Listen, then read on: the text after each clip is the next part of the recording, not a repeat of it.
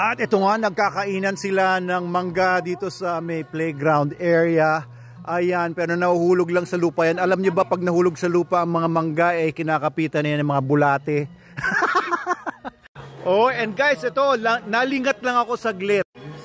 At ayan na, may bubong na ang ating sangyupan. Ayan na ang bubong niya. Oh, malapit na.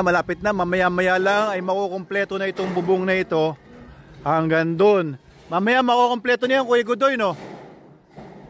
Oo. Ayan, bakit may mga butas-butas yung bubong natin? Yung mga dating pinagpakuan.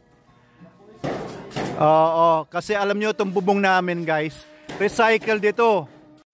So, recycled ito. Ibig sabihin kasi galing ito doon sa Manalo K9, sa Makamot, Binangonan. Ito yung mga materyales doon sa dati nating training hall.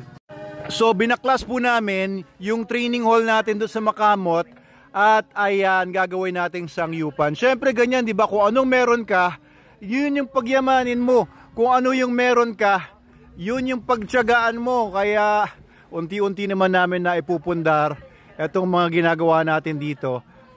Hindi dahil sa marami tayong pera, pero malakas ang loob natin at saka maabilidad tayong lahat. Mga kasama natin dito, mga maabilidad yung mga yan.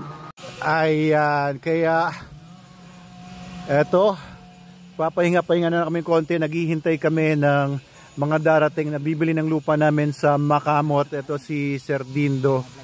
Ayan, may mga kausap siya para magkaroon tayo ng cash. Nagbebenta tayo ngayon ng lupa. And by the way, no, may mga nagtatanong, totoo ba na mag-shooting dito yung GMA 7? Eh guys, kailan ba naman ako nagbiro? Kailan ba naman ako hindi naging seryoso? Seryosong tao ako. Hindi ako marunong magbiro. Pero ito, totoo po na kinontak tayo ng GMA at may kinuha na silang ilang mga shots dito. Tapos, dapat pupunta ngayon yung manager daw nila. Ewan ko kung sinasabi ni Sir Angel. Pero bukas na daw pupunta. Kasi gagamitin po nila dito sa atin yung ating overlooking area. Yung pavilion daw. And iba pang mga areas dito sa Manalo Resort Hotel. And nag-leak nga. May nag-leak na si Miss Marian Rivera daw ang pupunta.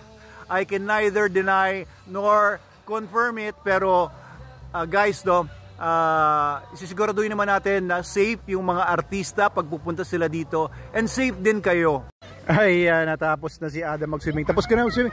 O, sige, punta ka ulit doon. O, tara, halika. Ano? Kanina pa ako doon umuupo. Hintay. Hinihintay mo ako? Pwede ka naman mag-swimming. May lifeguard naman tayo dyan. Kain ng kain si Madam Snooki doon ng mangga, oh.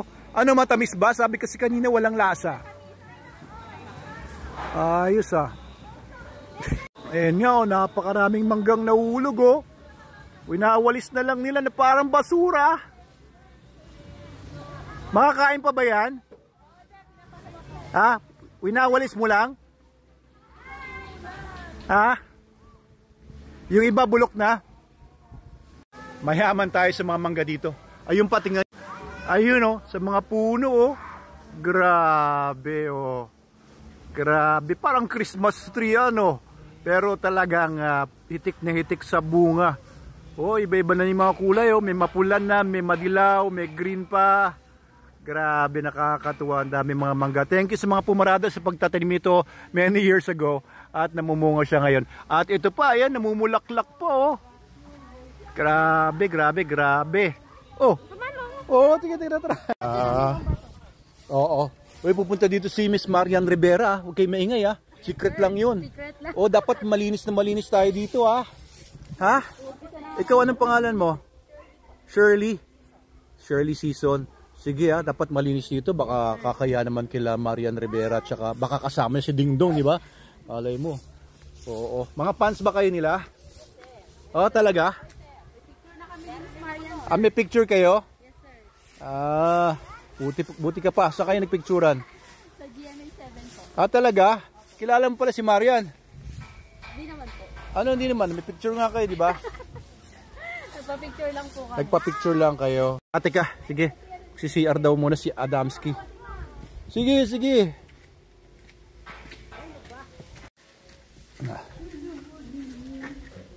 Ayos. Uy, umayos-ayos na tong CR natin. Napinturahan ng puti yung ibabaw. Daw si Adam. At ayan, maayos na yung mga CR natin dito. Well, mas maganda kung ayusin na natin pa lahat ito. Baguhin natin yung mga pinto na yan. Pininturahan lang nila pero pagka nag-budget tayo, pagagandahin natin lahat to. Pero syempre, di ba, it looks much better than what it looked like last week. Ito ng bintana. Bintana or mirror? Binasag kasi ng mga guest dati dito yung malaking mirror dyan. May mga guest kasi nalalasing. Yan, tapos o kaya nababad trip sa buhay nila. Baka nakipag-break sa jowa nila. Walang gustong gawin kundi manira. Sinira yung salamin. Binasag. Ayan yung mga lumang toilet na replace. Ayan. O baka gamitin natin sa paano ba sa magagamit ito. So actually bago naman yung GMA7 na mag-shooting dito. May mga nag-shooting na dito nung mga ano yan, mga February or March I think. That was for a video na ipapakita sa mga schools. Tapos may mga ilang GMA artists na nagpunta dito, mga kabataan pa, mga teenagers kasi it's about teenage stuff yung sinushoot nila dito. So hindi naman ito yung magiging first time pero syempre ibang dating kapag mga superstars ang mga pupunta. Pero ito naman sigurado ko sa inyo. Ano ba sinabi ko? Ito lang ang masisigurado ko sa inyo. Pinangakuan ako ni Sir Derek Ramsey, ang aking kaibigan.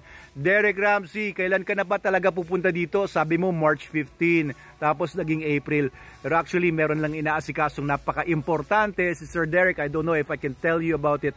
Pero pangako niya, pupunta siya dito soon para po pag-usapan namin yung pag-i-invest niya dito. Potentially, no? Baka mag-invest siya dito. Let's see. Okay, because we'll be opening this for investors sa mga gusto mag-invest para ma-develop natin ng mabilis itong buong 17 hectares na ito. I want this to be, you know, just like parang punong-puno ng mga attractions and amenities. Convention area, I want better accommodation, mga medyo pang high-end, luxury villas na may private pools na pwede natin iparent, gym, spa, at kung ano-ano pa. Zipline, rock climbing, mga ganyan. And maybe a better playground and amusement park para sa mga bata. Ano pang gusto mong meron dito? Mini zoo. Ano pa? Pang-aso na swimming pool. Pang-aso na swimming pool. Tama yung dog pool natin. Actually may pool na tayo, wala pang tile. So yung mga ganyan, kailangan natin ng malaki-laking pondo. So we're inviting investors para mapuno na yung mga financial needs natin. Pero it's a very good investment kasi naka-angkla ito sa lupa. Alam nyo, sa products namin like yung dog food, ang daming pumapasok ngayon na mga...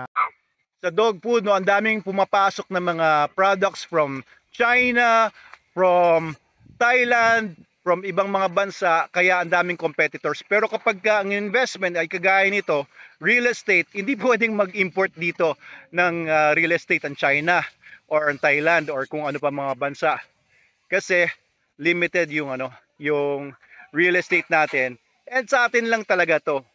Pero ayun lang muna guys ang ating vlog muna. Putulin ko muna to, mamaya vlog ulit tayo. Pero may mga kausap ako dito na may dala-dalang kaperahan para sa akin.